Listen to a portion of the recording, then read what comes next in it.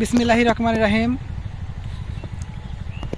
আসলে কৃষি এমন একটি পেশা, এটা সবাই যদি মনোযোগ সহকারে করে, যে কোনো কর্মই যদি মনোযোগ সহকারে করে, সেটা কিন্তু আসলেই ওইখান থেকে অনেক বড় সফলতা আশা করা যায়। কি জন্যে এই কৃষি দিয়ে আমাদের বাংলাদেশের সবচেয়ে বড় অর্থনৈতিক যে অর্থ আসে সেটা হচ্ছে কৃষি থেকেই। আর কৃষি এমন একটি জিনিস, এটা এক একটা জায়গায় এক একটা আবহাওয়ার সঙ্গে এক এক রকমভাবে হয়। আমি এখন আছি চকনাজিপুর, লালপুর, নাটোর। এই এলাকাতে সবচেয়ে বেশি বড়ই এবং পেয়ারার চাষটা বেশি হয়। দেখেন কত সুন্দর, প্রত্যেকটা গাছে গাছে কত সুন্দর বড়ই ঝুল ধরে আছে, কত সুন্দর কালার দেখেন দেখা যাচ্ছে। এই জাতটার নাম হচ্ছে সুন্দরী, ভারত সুন্দরী, খুবই ভালো। দেখেন কত সুন্দর।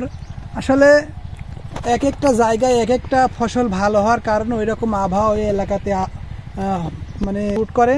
সেই জন্য বিশেষ করে আপনারা বিভিন্ন জায়গা থেকে যদি বিভিন্ন রকমের করা সম্ভব হবে না। কি জন্যে এক একটা জায়গার আবহাওয়ার সাথে এক একটা জিনিস ম্যাচ করে। এখানে এই এলাকাতে সবচেয়ে বড়ই এবং পেয়ারাটা খুব ভালো লাভজনক হয়। সেজন্য সবাই, প্রত্যেকটা চাষি বড়ই এবং পেয়ারাটার প্রতি খুব আগ্রহী।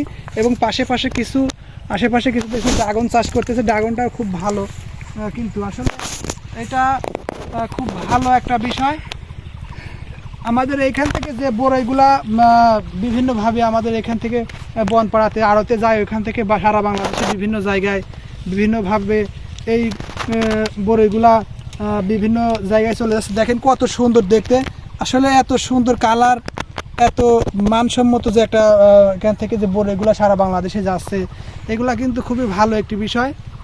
আর আমাদের নাটোরের যে চাহিদা শেষ করে আমরা বাংলাদেশের বিভিন্ন আনাচে কানাচে বিভিন্ন জায়গায় যে এগুলা যাচ্ছে, এটা কিন্তু আমাদের খুব বড় একটি ভালো লাগার বিষয়। কারণ আমরা এগুলা উৎপাদন করতেছি, এটা সারা বাংলাদেশে বিভিন্ন জায়গায় পৌঁছতেছে। এবং আমাদের নাটোরের যে সুনাম, আমাদের নাটোরের অনেক সুন্দর।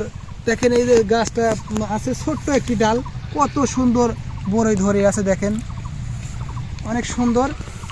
আর আপনারা বিভিন্ন জায়গায় থেকে যদি আমার ভিডিওগুলো দেখেন, তাহলে বিভিন্ন সময় আপনাদের যে বড়ই, অন্য অন্য যে পেয়ারার চারা বিভিন্ন সময় আপনাদের দরকার হয়, যদি আমাদের সুরজ বীজ ঘরে যোগাযোগ করেন, আমরা এগুলো অবশ্যই আপনাদেরকে দিতে পারবো। আর প্রত্যেকটা জিনিসে আসলে জানার এবং শেখার বিষয় আছে। আপনারা প্রত্যেকটা জিনিস আপনারা আগে অল্প করে কিছু করেন, করে যদি ভালো হয়, আপনারা যদি মনে করতেছেন যে লাভবান হচ্ছেন, তাহলে অবশ্যই আপনারা সেই ফসলের সাথে সম্পৃক্ত হবেন এবং সেইখান থেকে আপনার সফলতা আসবে আশা করা যায়। এই বলে আমি আমার বক্তব্য শেষ করতেছি। আসসালামু আলাইকুম।